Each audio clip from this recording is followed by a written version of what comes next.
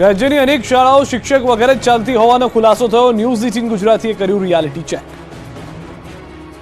રાજ્યની સરકારી શાળાઓમાં શિક્ષકોની ઘટ હોવાનો સરકારે સ્વીકાર કર્યા બાદ ન્યૂઝ 18 ગુજરાતીની ટીમે વિવિધ ગામની શાળાઓમાં પહોંચી રિયાલિટી ચેક કર્યું હતું, જેમાં અનેક શાળાઓ શિક્ષક વગર જ ચાલતી હોવાનું સામે આવ્યું। તાપી જિલ્લામાં તો 28 શાળાઓ એક જ શિક્ષકના સહારે ચાલી રહી છે।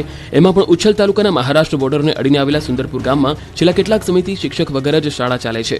ગામમાં પ્રાથમિક શાળા છે, વિદ્યાર્થીઓ પણ છે, પણ ભણાવનાર કોઈ નથી। બાળકોને પાયાનું જ્ઞાન આપનાર શિક્ષકો જ નથી। કોકણી ફળિયાની 1 થી 5 ધોરણની પ્રાથમિક શાળામાં કાયમી શિક્ષક વગર બાળકોનું ભવિષ્ય અંધકારમય બન્યું છે।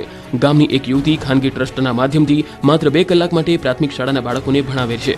આ બાજુ બોટાદ જિલ્લાની 29 શાળાઓમાં માત્ર એક જ શિક્ષક છે। વીરડી ગામની પ્રાથમિક શાળામાં ધોરણ 1 થી 5 માં 60 વિદ્યાર્થીઓ અભ્યાસ કરે છે, જેમને ભણાવનાર માત્ર એક જ શિક્ષક છે।